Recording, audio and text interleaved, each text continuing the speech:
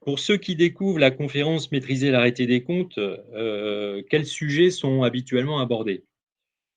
L'idée de l'arrêté des comptes, c'est de faire une synthèse de l'actualité comptable, juridique, fiscale, sociale, des points spécifiques qu'il faut que vous ayez en tête, vous, comptable, RAF, DAF ou dirigeant, afin, je dirais, d'arrêter vos comptes de manière, sereine.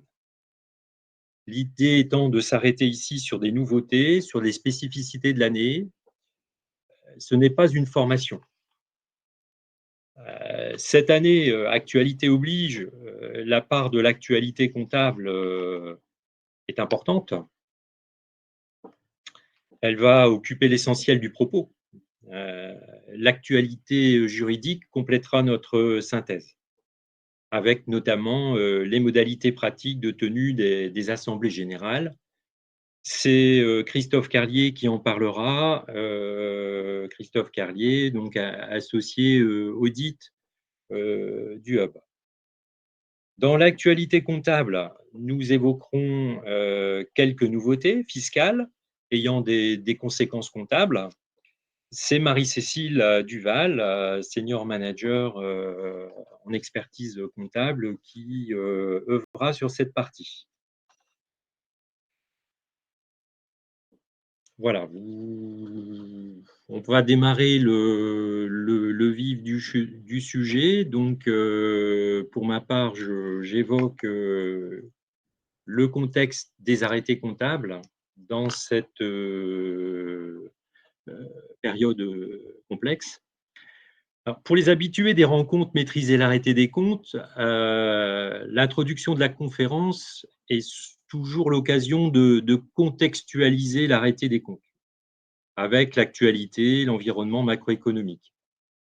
Il y a 10 ans, c'était la sortie de crise des subprimes avec le renforcement du contrôle des régulateurs, des process de lutte contre la fraude, plus récemment les impacts suite à la crise des gilets jaunes ou l'émergence de la digitalisation ou de la dématérialisation. L'introduction, en fait, permet souvent de comprendre le fil conducteur du législateur et donc de démystifier certaines mesures mises en place par le législateur. Cette année, vous comprenez bien, le contexte macroéconomique est tel qu'il fait le sujet entier de la conférence. Pourquoi? Parce que l'impact comptable est considérable sur vos comptes de vos organisations. La crise sanitaire a conduit à des mesures de confinement en France et à l'étranger qui ont de lourdes conséquences sur l'économie. Rares, vous allez être les entreprises qui ne vont pas connaître des modifications substantielles de leur activité. Vous pouvez avoir été fermé quelques semaines, avoir réouvert, rattraper en partie un retard de chiffre d'affaires.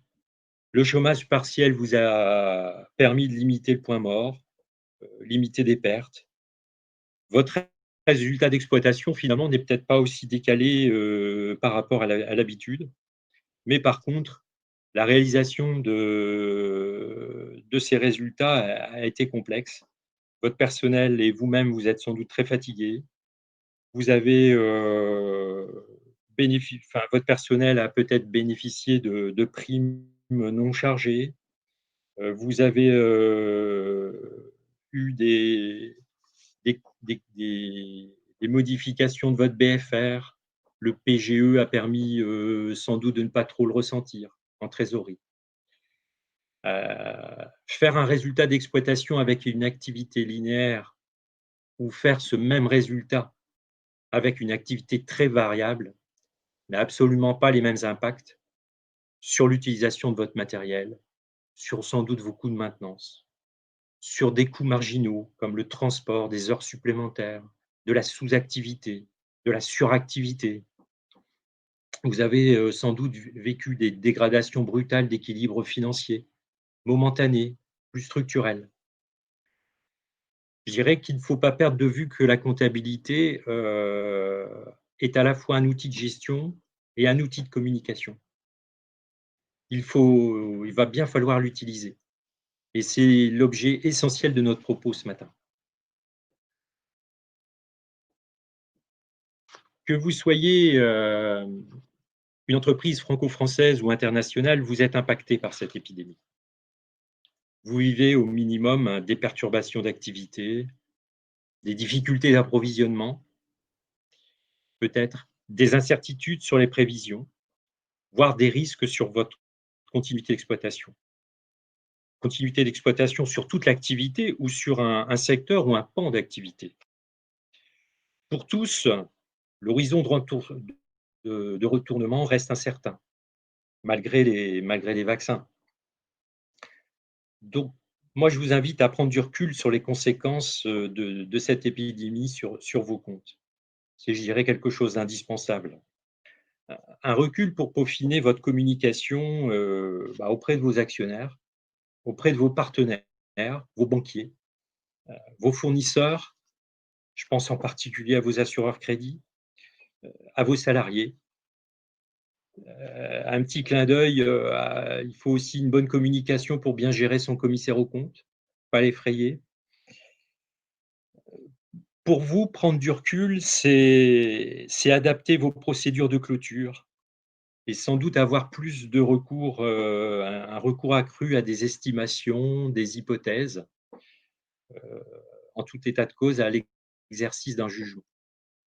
Pour vous aider à arrêter vos comptes dans ce contexte et répondre aux questions que vous vous posez en règle française, KPMG peut vous aider avec les échanges avec vos interlocuteurs habituels, pardon. Mais aussi, vous pouvez parcourir 2 publications. C'est ce que vous voyez à la fin de ce slide. La première émane de l'ANC, qui est l'autorité des normes comptables, et la seconde de la CNCC, qui est la Compagnie nationale des commissaires aux comptes. Ces recommandations sont très intéressantes. Elles sont complètes et abordent à la fois la question de la présentation des effets du Covid dans l'information financière et la question de l'évaluation des actifs et passifs dans le cadre de cette pandémie. J'aborderai pour ma part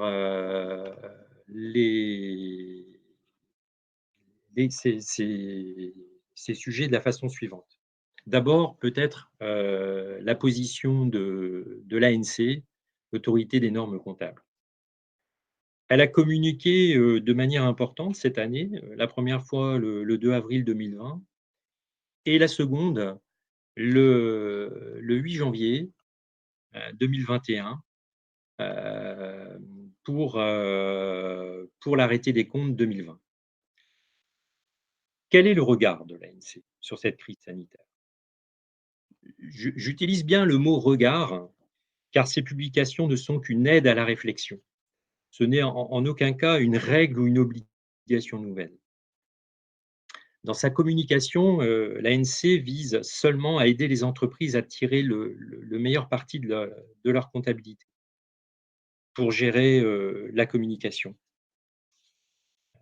Aider l'entreprise à mesurer les impacts en distinguant les effets ponctuels des fondamentaux de l'entreprise et en proposant des modèles de présentation des comptes utiles dans les relations avec les parties prenantes de l'entreprise.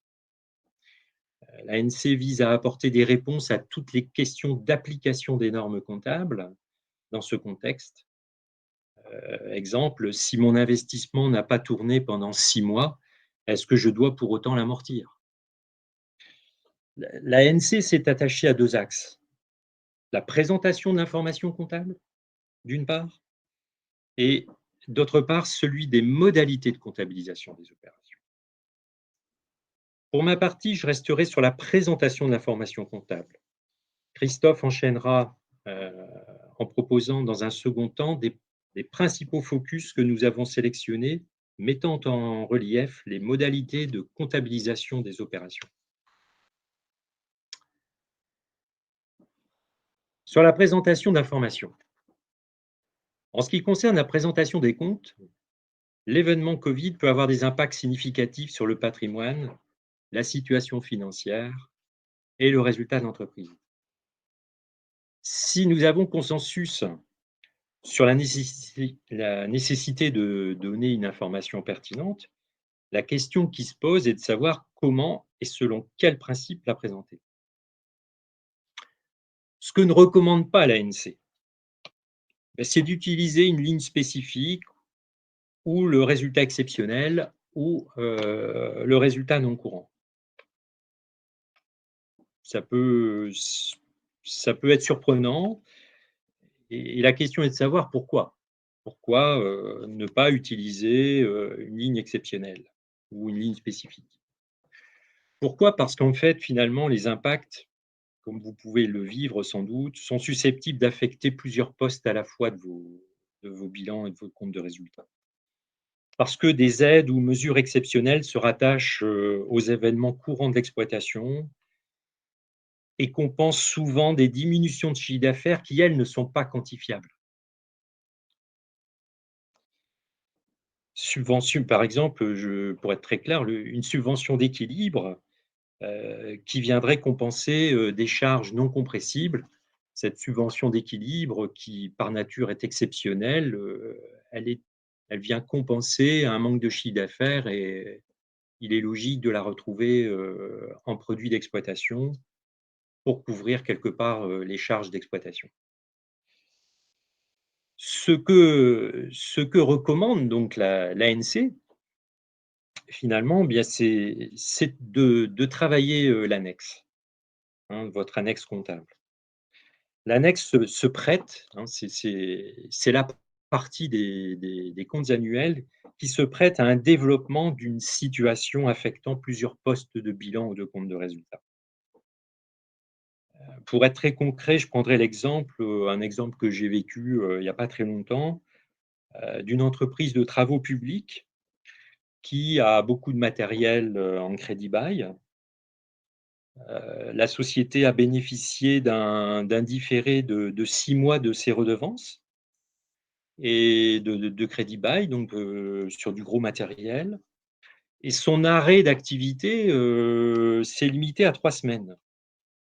Et puis sur l'été, eh bien, elle a rattrapé, une partie du chiffre d'affaires, même une bonne partie.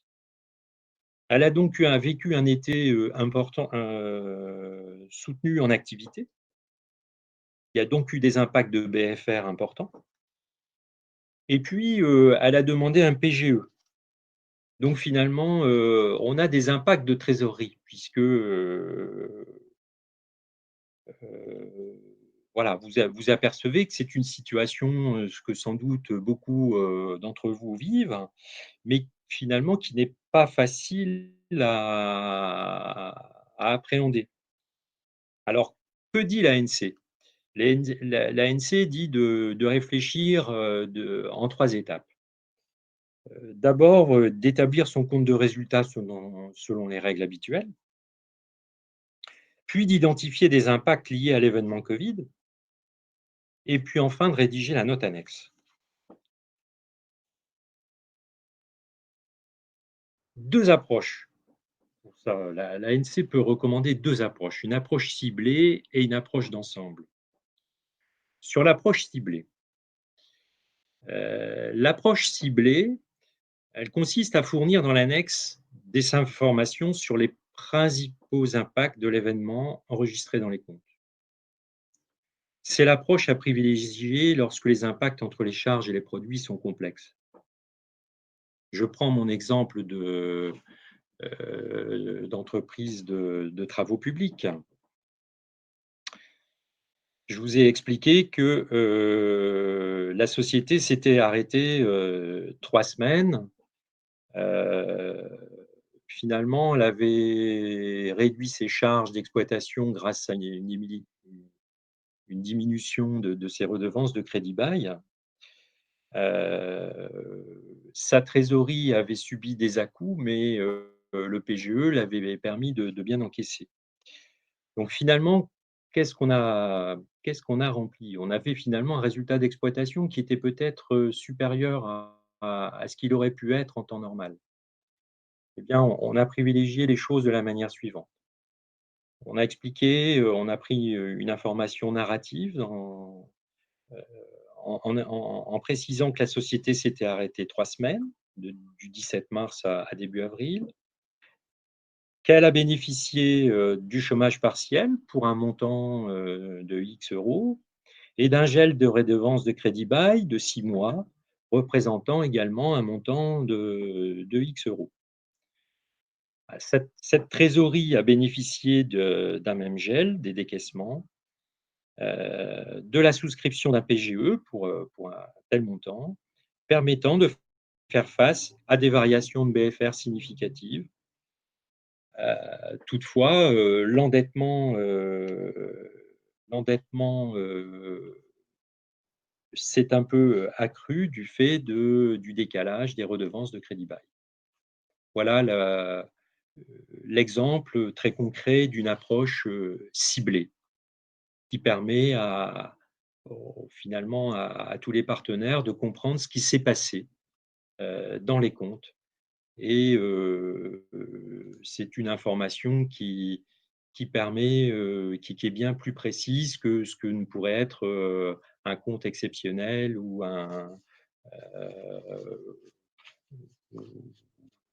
ou du moins sans cette information narrative, on aurait beaucoup de mal à comprendre le compte de résultat si on se limitait à celui-ci.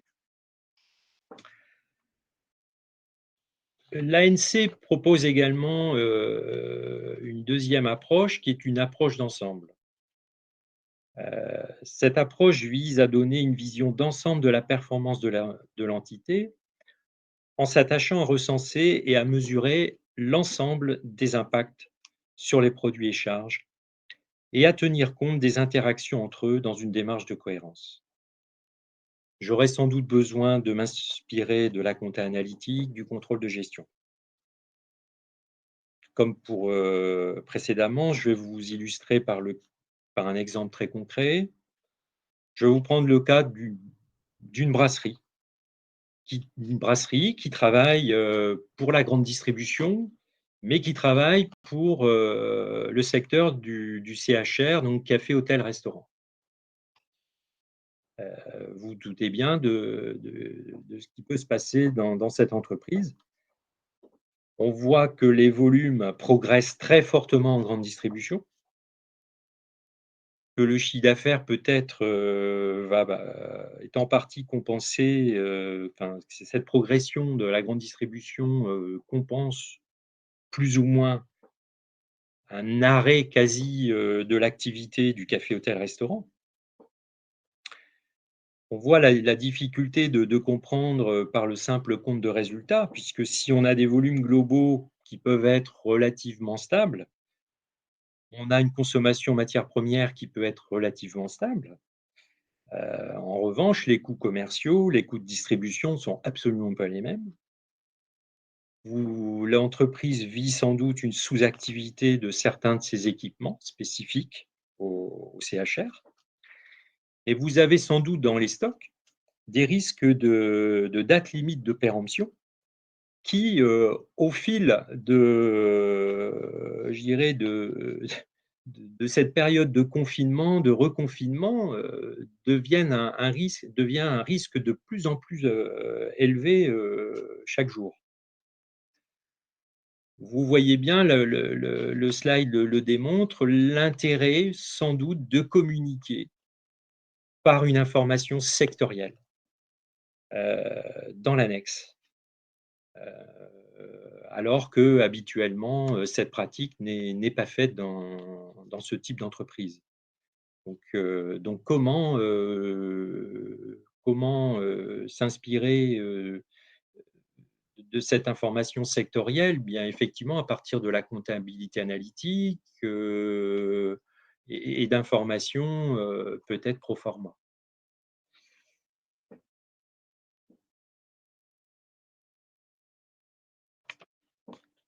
Je vois le temps qui passe. Je pense que les 2 exemples, j'espère qu'ils sont assez parlants.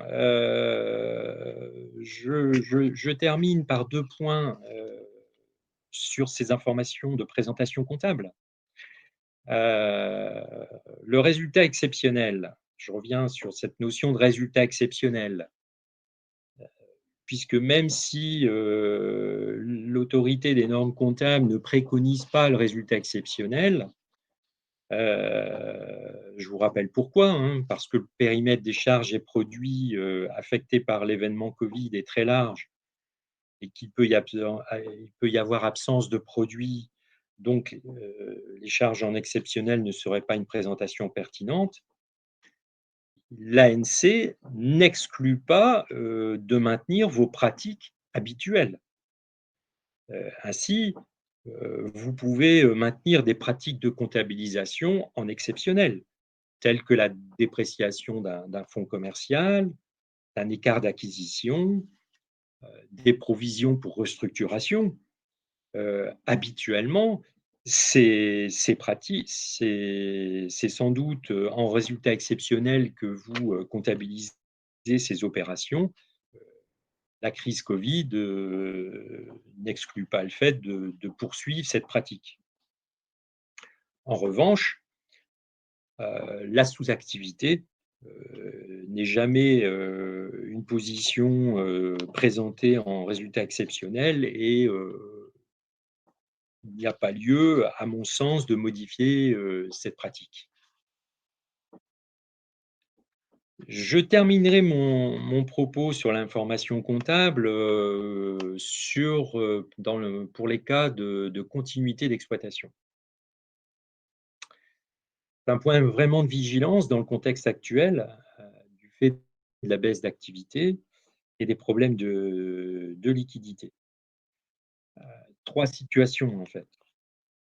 Heu, L'incertitude significative sur la continuité d'exploitation. Le principe est de bâtir des comptes toujours selon un principe de continuité d'exploitation et si vous ressentez une difficulté, sur ces continuités d'exploitation, vous devez préciser dans votre annexe les éléments pris en considération sur un horizon prévisible, avec une certaine cohérence avec vos prévisions de trésorerie et rester factuel.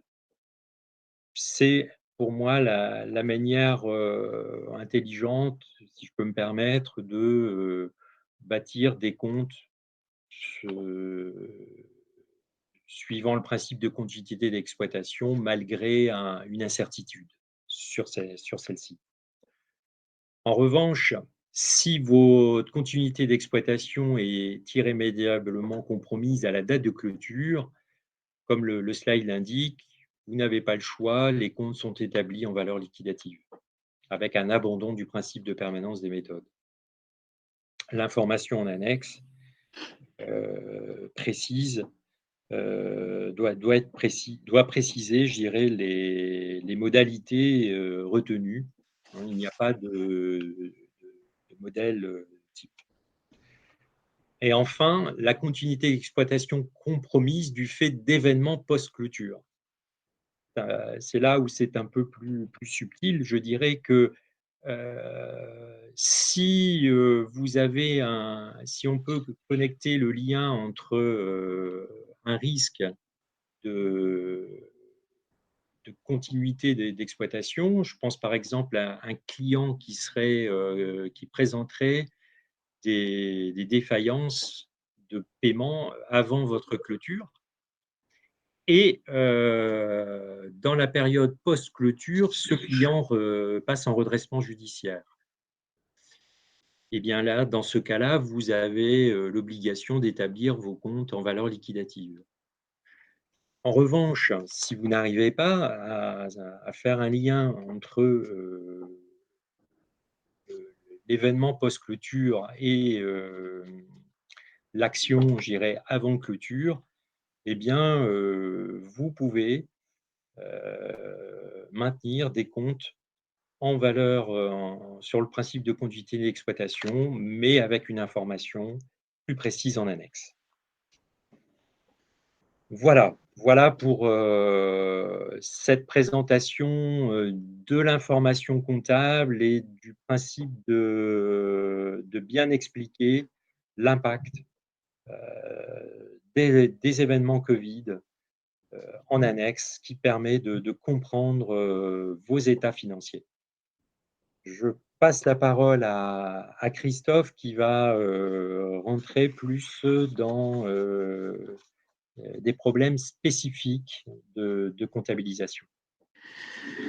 Alors, effectivement, poursuivons avec des points d'attention sur l'évaluation des éléments de bilan et de compte de résultats. Et je vous propose de commencer par les tests de dépréciation des IMO corporels et incorporels.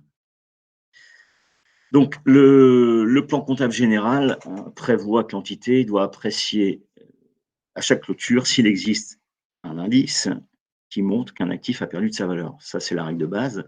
Elle n'a pas changé avec le Covid. La question qu'on peut se poser, c'est est-ce que l'élément Covid est en soi un indicateur de perte de valeur? Donc non, l'élément Covid en tant que tel n'est pas un indicateur de perte de valeur. Ce sont bien sûr les conséquences du Covid qui peuvent être des indicateurs de perte de valeur. Donc, la première chose à faire est de se poser la question de l'existence ou non de tels indices, qu'ils soient externes ou internes. On vous met sur le slide quelques éléments hein, d'indicateurs, d'indices, la baisse des volumes de chiffre d'affaires, de vente, fermeture de site, etc. Bon, il y en a différents. Donc, en général, compte tenu du contexte, on s'attend à ce que des indicateurs de perte de valeur soient évidemment identifiés. Néanmoins, les conséquences du Covid, elles sont bien sûr à analyser aux bornes de chaque entreprise et même au sein de chaque entreprise, aux bornes de chaque actif ou de groupe d'actifs qui doivent être traités. Alors, malgré le contexte, bien sûr, en tout état de cause, comme c'est indiqué, on va mettre en œuvre des tests annuels pour les fonds commerciaux et les écarts d'acquisition non amortis, comme on le fait tous les ans. Hein. Ça fait référence à au changement de réglementation de 2016, hein, qui indique qu'il y a une présomption donc, de non-amortissement des fonds commerciaux qui entraîne l'existence d'un test annuel.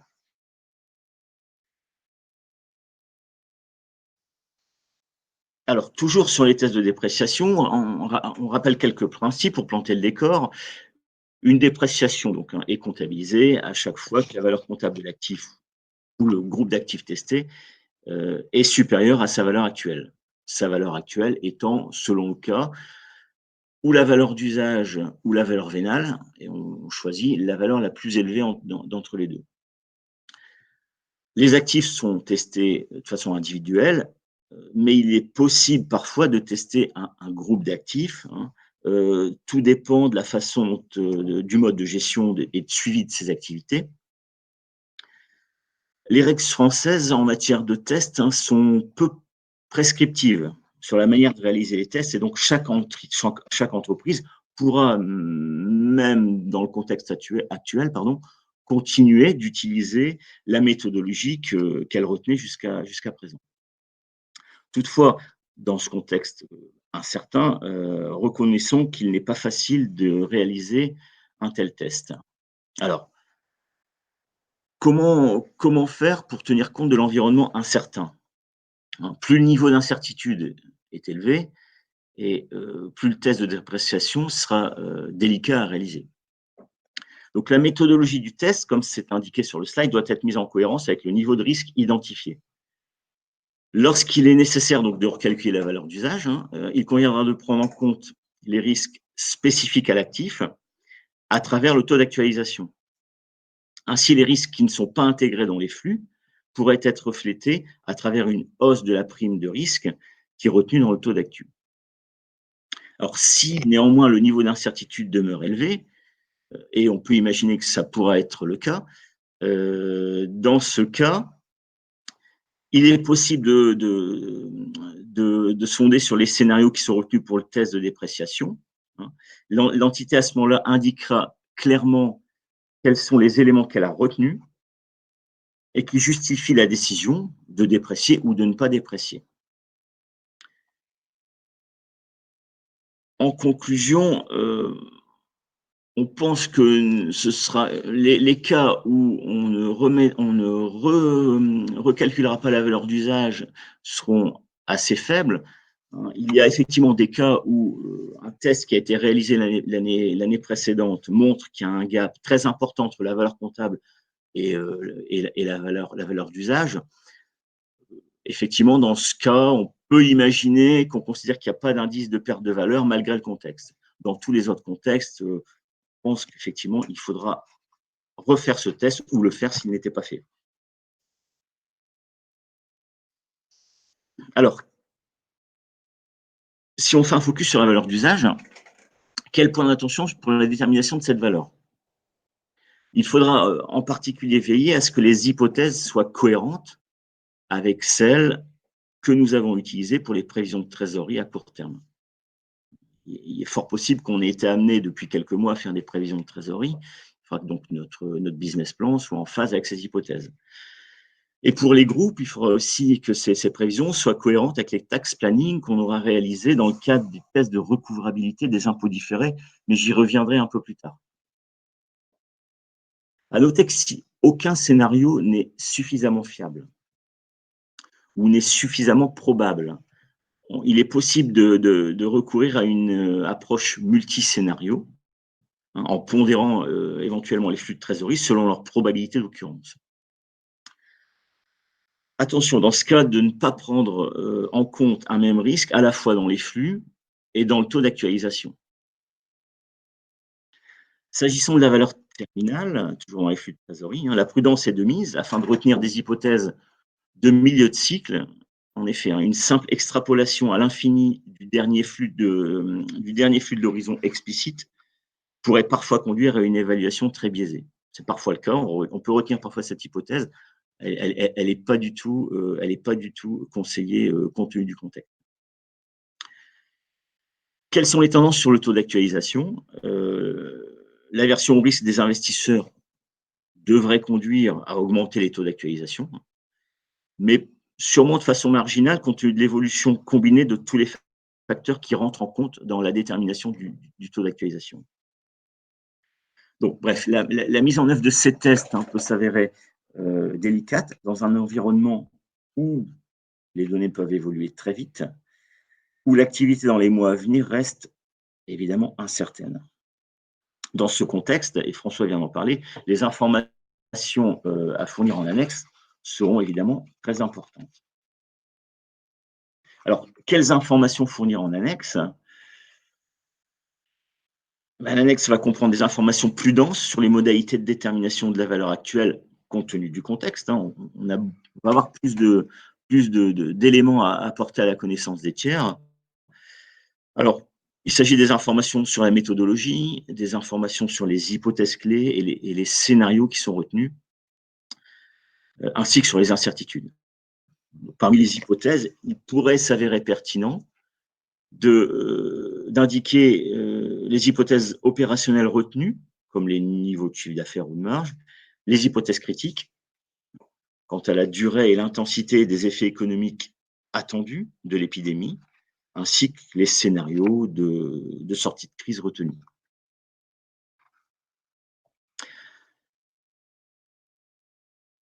Continuons, restons dans le domaine des dépréciations, maintenant avec les dépréciations des titres de participation. Donc, vous savez, à chaque clôture, les entreprises évaluent la valeur d'utilité de leur titre de participation. Donc, la valeur d'utilité, c'est-à-dire le montant que l'entreprise accepterait de décaisser pour obtenir cette participation. Alors, le plan comptable liste un certain nombre d'éléments à prendre en considération pour estimer cette valeur. Ils vous sont rappelés sur le slide, donc sur la gauche de l'écran, ces différents éléments que dont je vous laisse prendre connaissance. Comment ça se traduit en pratique? Quels sont les points d'attention dans l'environnement actuel? Il y a plusieurs méthodes possibles, bien sûr. Par exemple, une évaluation, on peut évaluer les titres sur la base de l'actif net réévalué, sur la base des flux de trésorerie actualisés, comme on vient de le voir, ou encore on peut utiliser la méthode du multiple, voire une approche multicritère qui combine différentes méthodes. Donc la crise ne remet évidemment pas en cause ces méthodes. Par contre, il faut être attentif à certains paramètres, comme par exemple, si vous retenez la méthode du multiple, il est fort possible qu'il faille changer ce multiple compte tenu de la situation depuis un an. Donc, on utilise les mêmes méthodes, mais on fait attention aux critères et aux hypothèses qu'on retient. Toujours sur la dépréciation des titres, quelques précisions. 2 questions qui sont fréquemment posées lorsque la filiale présente une situation nette négative. Première question, comment faut-il procéder lorsqu'il y a des créances qui sont rattachées aux participations? Donc, vous connaissez la méthode, hein, les titres sont dépréciés avant les créances. En effet, dans une logique de liquidation, les créances seraient prioritaires sur les parts détenues dans la filiale. Si la société mère, par contre, a décidé d'abandonner la créance, évidemment, dans ce cas, c'est la créance qui serait dépréciée en totalité. Autre question, l'entreprise qui a déprécié en totalité titres et créances, doit-elle comptabiliser un passif en plus de cette dépréciation? Oui, si elle s'est engagée à soutenir sa filiale, par exemple par le biais d'une lettre, une aide de confort ou une aide de soutien. Alors, revenons un instant sur les immobilisations corporelles et incorporelles, avec également 2 questions très souvent posées et qui se trouvent au cœur d'une actualité très récente. Première question, peut-on arrêter d'amortir des actifs non utilisés pendant la crise? Donc, en l'état actuel des textes, la réponse est non, sauf si l'entreprise amortit ses actifs en fonction des unités d'œuvre. C'est sûr que dans ce cas-là, si elle n'a pas produit pendant la crise, elle n'amortira pas. Alors, je dois tempérer un peu cette réponse, puisque lors de la conférence de presse du 14 janvier dernier, donc c'est tout récent, donc le ministre de l'économie, des finances et de la relance, hein, Bruno Le Maire, a présenté les évolutions des aides en faveur des entreprises. Il a notamment annoncé, et je le cite, « De très nombreux biens n'ont pas été utilisés comme ils auraient dû l'être en 2020. Il sera possible de différer l'amortissement comptable de ces biens afin de soulager les comptes des entreprises et de préserver leurs fonds propres. » Alors, l'ANC a réagi et a traduit cette recommandation de la façon suivante, en indiquant que les petites entreprises, donc par petites entreprises, on entend les entreprises qui ne dépassent pas 2 de ces 3 seuils, total de bilan 6 millions, total de chiffre d'affaires 12 millions, effectif 50. Donc, ces petites entreprises auront la possibilité de considérer que les périodes d'interruption et de réduction d'activité sont représentatives d'une moindre consommation des avantages économiques de l'IMO concerné, et par conséquent, elles auront la possibilité de reporter à la fin du plan d'amortissement initial les dotations aux amortissements ainsi différés. Donc c'est important, hein, puisque ces entreprises auront la possibilité de reporter en bout de plan une partie de l'amortissement. Alors toutefois, précision importante, la règle fiscale de l'amortissement minimal obligatoire s'imposant, il sera nécessaire de constater des amortissements dérogatoires pour appliquer cette mesure. Ça signifie donc que l'impact ne sera pas tant en compte de résultat, il sera surtout en fonds propres. Cette mesure permettra de consolider les fonds propres de l'entreprise. Elle ne vous donnera pas forcément un gain en termes de résultats. Deuxième question qui est posée assez régulièrement, peut-on passer d'un mode d'amortissement, peut-on changer de mode d'amortissement et par exemple passer d'un amortissement linéaire à un amortissement par unité d'œuvre? Alors, la crise à elle seule ne peut justifier un tel changement, hein. Il faudrait une raison complémentaire comme une modification significative et durable, au-delà de la période d'activité réduite dans l'utilisation de l'actif. Néanmoins, et c'est pareil, ça fait toujours référence aux propos de Bruno Le Maire du 14 janvier. Toutefois, donc, pour les entreprises donc, qui ne seraient pas petites entreprises, dès lors que leur plan d'amortissement prévu à l'origine, donc sur une durée, et donc pas sur des unités d'œuvre, dès lors que ce plan peut correspondre à une consommation d'unités d'œuvre, à ce moment-là, il est possible de basculer sur un amortissement selon les unités d'œuvre. Donc, pour résumer, vous amortissez votre bien sur 10 ans, par exemple. Si cette durée correspond en définitive à la consommation des avantages économiques du bien, on peut basculer à ce moment-là, on peut basculer sur un amortissement en termes d'unités d'œuvre. Et à ce moment-là, ça vous permettrait de ne pas amortir ou de moins amortir le bien en 2020 puisqu'il a été moins utilisé. À ce moment-là, il faudra continuer d'utiliser ce mode d'amortissement jusqu'à la fin du plan. Et pareil, comme précédemment, il sera peut-être nécessaire de comptabiliser un amortissement dérogatoire pour répondre à l'obligation de l'amortissement minimal. Évidemment, une information à chaque fois devra être donnée en annexe si on souhaite utiliser ces deux outils. Un point sur la valorisation des stocks, puisqu'on sera sûrement amené au cours de cet exercice à constater des sous-activités. Donc, je vous rappelle le principe, l'incorporation des coûts de production doit se baser sur la capacité normale sans tenir compte de la sous-activité. Alors, c'est une démarche en 3 étapes qu'on vous rappelle. La première étape, c'est de déterminer la capacité normale de production, c'est-à-dire la production moyenne attendue dans des conditions normales d'exploitation, en tenant compte des arrêts habituels, des temps d'arrêt habituels, l'entretien des machines, etc. Deuxième étape, on calcule les frais fixes à incorporer. Essentiellement, donc, ce sont des amortissements et des salaires. Et on va en déduire un coût unitaire à incorporer par rapport au volume normal de production. Dernière étape, on applique ce coût unitaire au volume réel de production. Et donc, la part des frais fixes non intégrés reste en charge. Là, on a pris un petit exemple très simple. La production normale est 2000 pièces. Les coûts fixes qu'on doit intégrer compte tenu de cette production normale sont de 120, sans d'amortissement 20 de personnel. Donc, mon coût unitaire est de 0,12, c'est-à-dire 120 divisé par 1000. Si ma production réelle n'est pas de 1000 mais de 700, je vais donc incorporer 700 fois 0,12, soit 84 de coûts fixes. Et les 36, c'est-à-dire les 120 moins 84, vont bien sûr rester en charge. Je repasse la parole à François. Oui, merci Christophe. Autre point assez fréquemment posé, la compensation de loyer reçu par les preneurs. La question est de savoir comment je les constate. Tout d'abord, rappel des règles, c'est à gauche du slide. 2 pratiques possibles en cas de loyers inégaux. Soit vous linéarisez les loyers sur la durée du contrat, soit la comptabilisation, vous les comptabilisez selon des échéances contractuelles. C'est important d'avoir cette doctrine en tête. Pourquoi? Puisque 3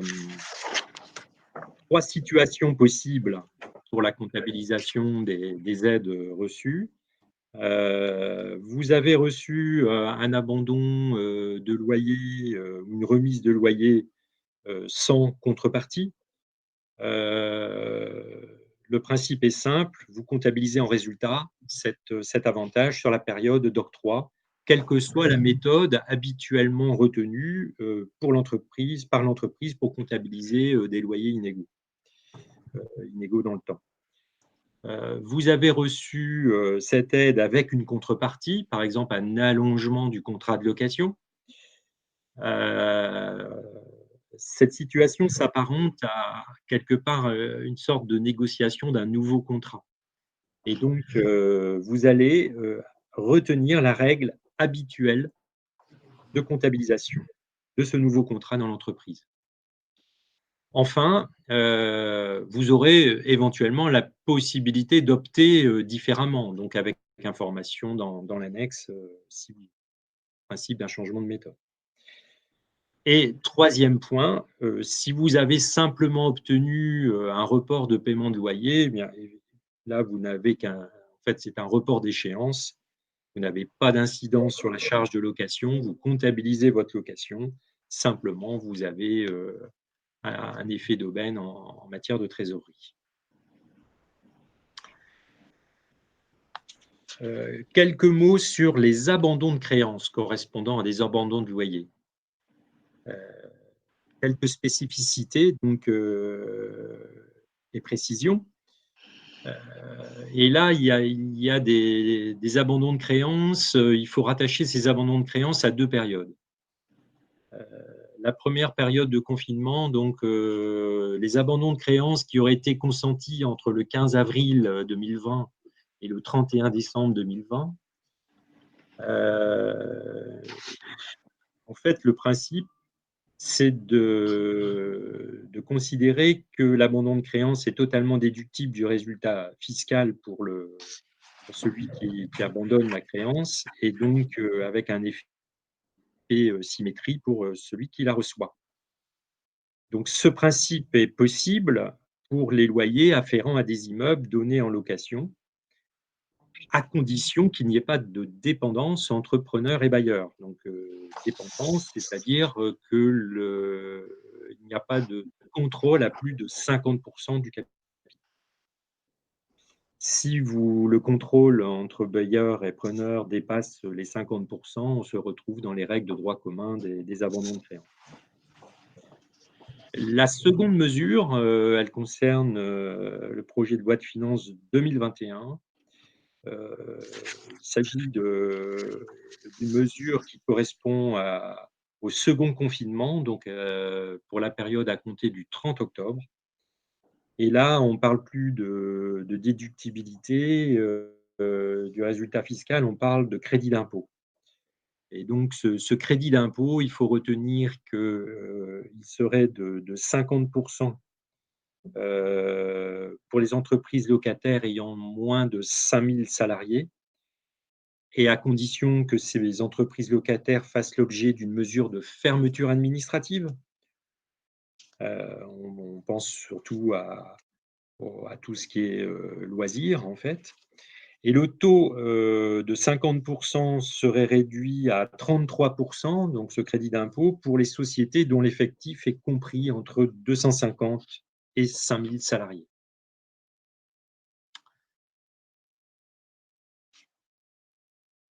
D'autres mesures plus simples, on va dire, l'allocation d'activité partielle, le chômage partiel. Quand et à quel rythme faut-il la comptabiliser? Donc, vous comptabilisez votre chômage partiel dès que les conditions de forme et de fond pour l'octroi sont réunies et au même rythme que les salaires qu'elle finance. La présentation, elle se fait au crédit des charges de personnel. Juste une petite remarque pratique. On voit beaucoup d'entreprises les comptabiliser en produits, en transfert de charges. J'ai pu mesurer en fait que c'est important de le passer au crédit des charges de personnel. Vous verrez, si vous avez une participation des salariés, ça a un impact si vous le laissez en transfert de charge, parce que votre valeur ajoutée est surestimée et donc votre participation réduite.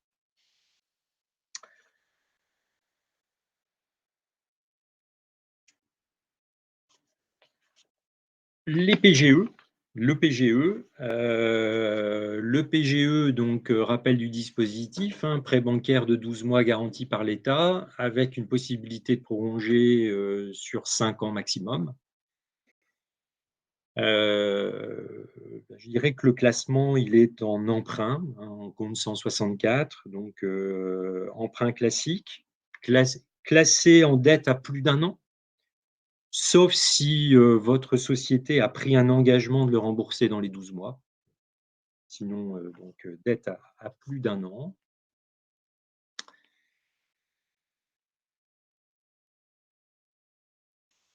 Donc, PGE, vous le précisez également dans l'annexe.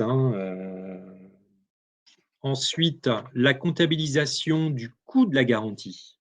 Le coût de la garantie du PGE, comment est-elle comptabilisée? Est-ce que je dois anticiper dès le départ l'augmentation du coût de garantie, puisque ce coût va être progressif selon la durée de maintien de ce prêt? La réponse est non. On rattache le coût de la garantie à la période et donc vous aurez un coût de garantie annuel pour chaque année dans vos comptes. Le slide évoque le rappel des engagements des grandes entreprises. Ce prêt PGE est soumis à un engagement de non-distribution des dividendes en 2020 dans le cas des très grandes entreprises. Également, si votre entreprise est plus petite et qu'elle a demandé un report fiscal et ou social, ce qui est assez logique. Et pour les grandes entreprises également, ce prêt PGE est maintenu à condition de s'engager à ne pas s'implanter dans un État ou territoire non coopératif en matière fiscale. Je terminerai sur les renégociations de dettes, puisque la crise Covid vous a peut-être contraint à renégocier des dettes. Donc la question qu'il faut se poser, c'est est-ce que votre dette se poursuit, la dette d'origine se poursuit ou non? Si vous avez une poursuite de la dette d'origine, il n'y a pas de décomptabilisation de la dette, donc vos frais, les frais non amortis sont étalés sur la nouvelle durée résiduelle. En revanche, si vous avez une nouvelle dette, si votre négociation a entraîné la création d'une nouvelle dette, vous serez contraint de passer en charge les frais d'émission de l'ancienne dette et de pratiquer pour les frais d'émission de la nouvelle dette, je dirais le même rythme d'étalement ou le même rythme de comptabilisation en charge. Pour les frais de renégociation, la question pratique est difficile souvent parce que les frais de renégociation sont-ils attachés uniquement à la nouvelle dette, ce qui permettrait dans ce cas de pouvoir les activer, le cas échéant. En pratique, on s'aperçoit que c'est difficile de les activer parce que les frais de renégociation se rattachent aussi bien à la rupture de l'ancienne dette et à la création de la nouvelle. Enfin, des exemples de cas particuliers de renégociation de dette. Vous avez sans doute vécu pas mal de différés, un moratoire de 6 mois qui a été accordé par les banques. Bon, je dirais, vous n'avez pas d'impact en termes de compte de résultat, c'est tout simplement un impact dans votre niveau d'endettement qui est tout simplement plus important qu'il n'aurait pu l'être si vous aviez opéré au remboursement. Et enfin, vous aurez un impact sur votre dette uniquement si vous avez des abandons avec clause de retour à meilleure fortune.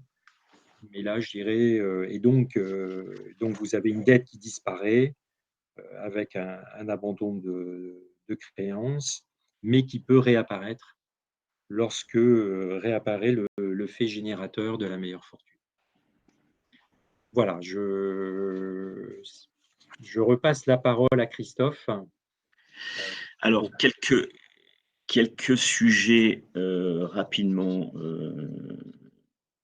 sur les impacts financiers de la crise. Bien sûr, la crise peut conduire à des ruptures de covenants. Donc on vous rappelle que si ce bris de covenant intervient avant la date de clôture, il est nécessaire de classer les dettes à moins d'un an. Et même si on a trouvé un accord avec les financiers après la date de clôture, on est malheureusement obligé de laisser ces dettes classées à moins d'un an. Néanmoins, il conviendra bien sûr d'indiquer dans l'annexe cet événement post-clôture. Par contre, si la rupture de covenant a lieu après la date de clôture, il n'y a pas d'incidence sur le classement des dettes. Et là également, une information dans l'annexe devra être précisée. Également, sans surprise, j'irai dans l'environnement actuel, il sera nécessaire de mettre à jour les estimations des dépréciations de créances clients. Un exercice qui peut s'avérer d'autant plus difficile cette année que la crise peut générer des retards de paiement qui ne sont pas liés à un probable défaut de paiement, mais uniquement à des problèmes temporaires de liquidité des clients. Donc, il sera nécessaire d'affiner le niveau de granularité de vos analyses pour déprécier ou pas vos créances. Une analyse qui ne sera pas toujours très simple à mener, entre un risque potentiellement plus élevé de dépréciation et des retards de paiement qui ne reflètent pas forcément une situation future de défaut de paiement. Pour finir sur ces sujets financiers, donc un mot sur la comptabilité de couverture et le nouveau dispositif d'affacturage préfinancier. Tout d'abord, la comptabilité de couverture, avec un point de vigilance particulier pour les couvertures de transactions futures. Assurez-vous qu'elles sont toujours suffisamment probables à la date de clôture pour garantir le maintien de la comptabilité de couverture. Je vous rappelle que les gains et les pertes latentes ou même réalisés de l'instrument de couverture sont différés et comptabilisés au résultat de façon symétrique au mode de comptabilisation des profits ou des charges de l'élément qui est couvert. Et dernier point, donc l'affacturage préfinancé, donc qui est un nouveau moyen de financement, mais de courte durée puisqu'il s'arrête, il est temporaire jusqu'au 31 décembre 2020. Donc, une entreprise peut solliciter auprès des sociétés d'affacturage un contrat d'affacturage de préfinancement qui est garanti par l'État. Il permet de recevoir une ligne de financement à la réception d'une commande ferme sans attendre l'émission de la facture. Comptablement, cela va se traduire dans un premier temps par une dette qui sera soldée à la date de cession effective de la facture. Et dernier point, on voulait faire juste un petit point sur les impôts différés actifs. Donc, ça concerne les comptes consolidés. Vous le savez, donc le règlement 9902 prévoit 2 types d'IDA, selon que leur récupération dépend ou non des résultats futurs. Donc, sans surprise, l'ANC confirme que les IDA dont la récupération ne dépend pas des résultats futurs ne sont pas remis en cause par l'événement Covid. Ils restent comptabilisés à hauteur des passifs d'impôts différés, donc de même échéance. Qu'en est-il en revanche des impôts différés dont la récupération dépend des résultats futurs? Donc, la crise actuelle ne constitue pas à elle seule un motif pour ne pas les activer, mais elle pourrait quand même remettre en question la capacité des sociétés à dégager un bénéfice imposable suffisant sur lequel imputer les différences temporaires déductibles et donc réduire la probabilité de les recouvrer. Une telle probabilité de recouvrement est présumée ne pas exister lorsque l'entité a supporté des pertes au cours des 2 derniers exercices. Donc, dans ce cas, pour activer les IDA, il faudra apporter des preuves convaincantes de leur probabilité de récupération sur les bénéfices futurs.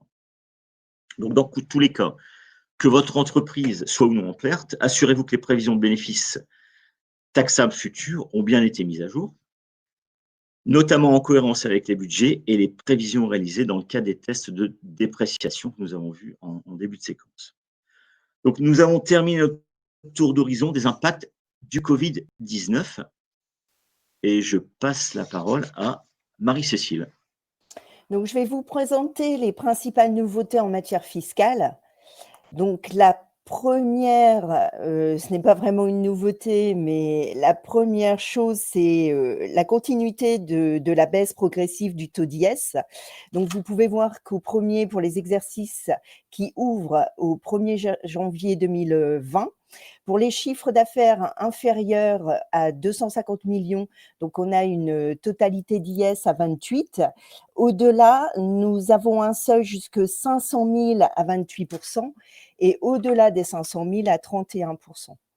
À partir de la loi de finances de 2021, nous serons en totalité, donc c'est-à-dire pour le chiffre d'affaires inférieur à 250 millions à 26,5, au-delà à 27,5, et à partir de janvier 2022, nous serons en totalité à 25%, quel que soit le chiffre d'affaires. Donc il faut rappeler quand même que le seuil de chiffre d'affaires, vous savez, inférieur à 7,63 millions pour bénéficier du taux d'IS réduit à 15% dans les PME, dans la limite de 38 120 est toujours actif cette année, donc pour les exercices 2020. Il faut savoir qu'à partir de 2021, le seuil de 7,63 millions est relevé à 10 millions pour les PME. Donc, ce sera 10 millions pour bénéficier du taux d'IS à 15%. Autre point qui permet de simplifier la restructuration juridique au sein d'un groupe concerne la fusion simplifiée entre des sœurs qui sont détenues à 100%. Il faut savoir qu'on a une neutralité fiscale. Alors, dans l'exemple, effectivement, on vous l'explique. Donc, la société mère détient une société A, une société B, toutes les deux à 100%. B peut être absorbée par A. Alors, comment? Il faut se placer sur le régime fiscal de faveur, hein, en fait, c'est le même principe qu'une TUP, c'est-à-dire que chez l'absorbante, donc chez la société A, en fait, l'apport sera comptabilisé en valeur comptable et la contrepartie sera comptabilisée en compte de report à nouveau. Donc, il n'y aura pas d'impact sur le compte de résultat. Chez la mère, il n'y a pas de fiscalité au niveau de l'annulation des titres, puisque les titres, en fait, viendront augmenter la valeur des titres de A, moins éventuellement les dépréciations s'il y avait des dépréciations. Donc, tout se situe au niveau du titre, hein, chez la mère, et au niveau de l'absorbante, tout se passe au niveau de du compte de report à nouveau. Donc, en fait, il n'y a aucun impact au niveau de la fiscalité. Autre point, nous en avons déjà parlé, mais c'est bien de faire un rappel parce qu'il y a eu de la jurisprudence sur le sujet. Ça concerne le calcul de la CVAE et notamment les opérations exceptionnelles. En fait, pour calculer la CVAE, donc on prend effectivement les produits et les charges d'exploitation, il y a toujours une interrogation sur effectivement le côté des charges exceptionnelles et notamment les plus-values de cession d'IMO.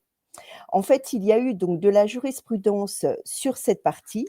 Ce qu'il faut retenir, c'est qu'en fait, les produits et les charges exceptionnelles, mais qui peuvent être attachées à des opérations d'exploitation parce qu'elles ont un côté récurrent, doivent être pris en compte dans le calcul de la CVAE. Donc effectivement, en cas de cession d'IMO, et c'est une activité qui est récurrente dans les entreprises, cela doit faire partie du calcul de la CVAE.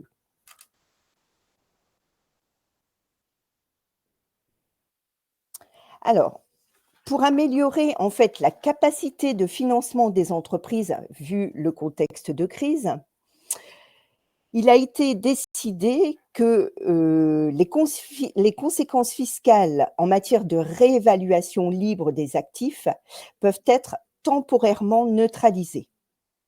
Alors, réévaluation libre des actifs, c'est remplacer la valeur historique des actifs par leur valeur réelle, ce qui permet de donner une image plus fidèle du patrimoine de l'entreprise. Et l'objectif étant bien entendu de renforcer les fonds propres pour accéder plus facilement à des financements. Alors, comment ça se concrétise fiscalement? C'est qu'en fait, en ce qui concerne les biens amortissables, en fait, la plus-value va pouvoir être étalée dans le temps, c'est-à-dire 15 ans pour les constructions et les agencements sur les biens amortissables et 5 ans pour les autres IMO.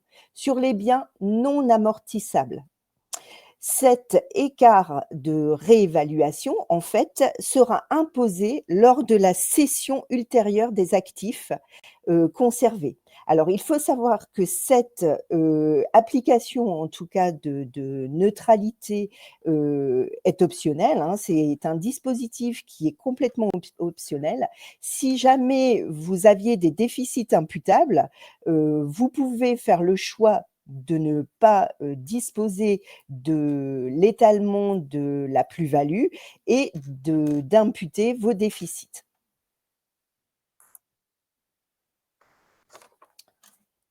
Autre régime optionnel concerne l'étalement de la plus-value qui est réalisée lors d'une opération de cession de bail. Alors ça se caractérise dans les opérations de leaseback. En fait, l'entreprise est propriétaire d'un immeuble professionnel, hein, ça ne fonctionne que pour les immeubles professionnels, donc qu'il cède à une société de crédit-bail immobilière et en retrouve la jouissance via un contrat de crédit-bail. Donc cet étalement de la plus-value est possible sur la durée du nouveau crédit-bail, donc avec un maximum de 15 ans. Alors effectivement, donc vous avez bien ici, hein, que l'immeuble soit affecté à une activité économique, hein, donc les immeubles de placement ne sont pas du tout concernés. La cession doit être effectuée entre le 1er janvier 2021 et le 30 juin 2023 et le contribuable doit opter pour ce dispositif. Comme je vous le rappelais, tout à l'heure, en fait, c'est un régime qui est encore optionnel. Enfin, au niveau du projet de loi de finances de 2021, donc quelques mesures qui vont concerner vos comptes sur 2021. La première mesure, et qui sera la bienvenue, je pense, c'est la baisse du taux de CVAE de 50%. Donc, et l'ajustement du taux de plafonnement de la CVAE. Il faut savoir que le taux de plafonnement de CVAE était à 3%, il diminue à 2%, et le taux maximal d'imposition au niveau de la CVAE passe à 0,75 à la place de 1,5. Ensuite, deuxième point, c'est la réduction de moitié des valeurs locatives. Donc, cela va entraîner de facto la baisse de la taxe foncière et la baisse de la CFE. Autre mesure concerne le crédit d'impôt recherche et le crédit d'impôt innovation. Donc, pour vous expliquer en fait le rappel de détermination du crédit d'impôt recherche, donc vous avez des dépenses éligibles, alors notamment les amortissements, le personnel, les brevets, les veilles technologiques, ne pas oublier de déduire les subventions. Et nous avons ce fameux point sur la sous-traitance. Sous-traitance qui peut être, effectivement, les coûts peuvent être multipliés par 2, notamment pour les entreprises publiques. Et lorsqu'on a ces dépenses éligibles, hein, l'addition des dépenses éligibles, on multiplie par un taux pour obtenir le crédit d'impôt recherche qui est de 30%. La loi de finances modifie le traitement des dépenses externalisées auprès des dépenses publiques et donc il y a un alignement sur les organismes privés agréés, donc c'est-à-dire qu'il y a la fin du doublement des dépenses, fin de la majoration du plafonnement de 2 millions en l'absence de lien de dépendance et le plafonnement des dépenses retenues. Donc, on est sur un plafonnement à 10 millions au lieu de 12 millions auparavant. Ensuite, autre point très favorable qui sera sur option et sous certaines conditions, mais les conditions, nous ne les avons pas encore totalement. Ce qu'on peut vous présenter, c'est le contexte général du groupe de TVA qui sera possible à compter de 2023, du janvier 2023. En fait, les groupes de sociétés pourront être assujettis en France de la même manière, on va dire que de la fiscalité, de l'intégration fiscale pour le groupe de TVA. C'est-à-dire qu'en fait, la société mère pourra payer pour l'ensemble de ses filles la TVA. Alors, c'est un système qui est très avantageux dans les groupes de sociétés, notamment lorsqu'il y a beaucoup d'interco, parce qu'en fait, il y aura une neutralité au niveau de la TVA sur les flux interco. Donc, ce dispositif se fera sous option et cette option sera à demander à compter de 2022 pour une application à compter de 2023 et le régime est optionnel pour 3 ans. Voilà déjà le dispositif que l'on sait sur ce groupe de TVA et je pense que dans les groupes de sociétés, il va falloir s'y pencher parce que, ce n'est pas neutre en termes de flux et en termes d'impact de trésorerie, justement sur ces flux interco. Il n'y a plus besoin d'avance de trésor. Et enfin, les 2 derniers points concernent le forfait social. Donc il y aura, l'extension, une contribution patronale en cas d'attribution gratuite d'actions. Donc, l'extension du champ d'application de l'exonération en faveur des PME qui n'ont jamais versé de dividendes et qui souhaiteraient, attribuer des actions gratuites. Alors c'est pour les entreprises entre 250 et 5 000 salariés ayant un chiffre d'affaires inférieur à 1,5 milliard et donc pas de forfait social, plan d'action, gratuite. L'actionnariat salarié, donc notamment, lorsqu'il y a des abondements sur les PE, il y a exonération du forfait social pour 2021 et 2022 sur les abondements de l'employeur complétant les versements volontaires. Voilà, j'en ai fini pour les actualités fiscales. Je repasse la parole à Christophe pour le complément des actualités juridiques. Alors, très, très vite pour qu'on puisse tenir le timing. D'ailleurs, si vous avez des questions, n'hésitez pas à les poser dans le chat. 2 slides sur l'actualité juridique. Tout d'abord, l'état d'urgence sanitaire a été prolongé jusqu'au 16 février 2021 inclus. Donc la question se pose de la poursuite ou non de certains dispositifs dérogatoires qui avaient été introduits par l'ordonnance du 25 mars 2020, dont l'objectif était d'assurer la continuité du fonctionnement des sociétés tout en tenant compte des restrictions imposées par la crise sanitaire. Alors, on passe en revue les différents dispositifs. S'agissant de l'assouplissement des modalités de tenue des AG, je vais y revenir juste après. Le dispositif mis en place a pris fin le 30 novembre dernier et un nouveau dispositif sensiblement analogue a pris le relais depuis le 3 décembre. Il est applicable jusqu'au 1er avril 2021. On y revient tout de suite. Les procédures de conciliation, la durée peut désormais être prorogée en une ou plusieurs fois jusqu'à 10 mois maximum, ce qui est le double du régime de droit commun, donc la mission du conciliateur. S'agissant du devoir d'alerte du commissaire aux comptes, il y a un dispositif transitoire qui a été introduit qui permet au commissaire aux comptes d'informer le président du tribunal de commerce dès le début de la première phase donc de la procédure d'alerte, lorsqu'il lui apparaît que l'urgence commande l'adoption de mesures immédiates et que le dirigeant s'y refuse ou propose des mesures que le commissaire aux comptes estime insuffisantes. Alors, ce dispositif avait été prévu jusqu'au 31 décembre 2020. Il pourrait être prolongé, mais pour l'instant, on n'a pas d'informations complémentaires à ce sujet. Et les 2 derniers points, ça concerne les délais d'approbation des comptes et des établissements, des documents prévisionnels, pardon. Donc, ces dispositifs ne seront pas reconduits, mais là, pareil, l'environnement, c'est l'actualité qui va dominer et qui va commander.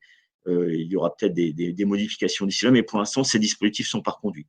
Donc, je vous rappelle, par exemple, une société qui clôture au 30 juin a jusqu'au 31 mars 2021 pour approuver ses comptes, alors que c'était en temps ordinaire jusqu'au 31 décembre 2020. Dernier point concernant les AG, ce slide qui indique donc la prorogation du dispositif antérieur, comme je vous le disais, que ce soit en matière de convocation, d'information des actionnaires ou les modalités de tenue donc, des assemblées générales.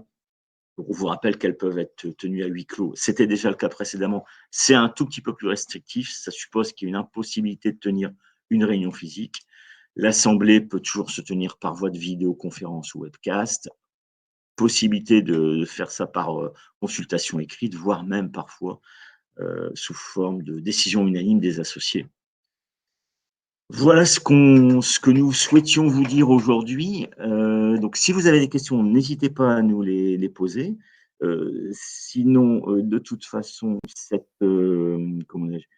webinaire sera, vous aurez la possibilité de le revisionner, hein. On pourra vous donner le lien sans problème s'il y a des sujets sur lesquels vous souhaitiez vous arrêter. Vous pouvez nous envoyer également des questions par mail si elle vous vient après avoir vu ce webinaire.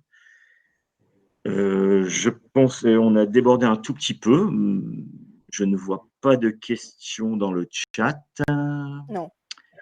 Donc, s'il n'y a pas de questions, nous vous remercions d'avoir suivi ce webinaire.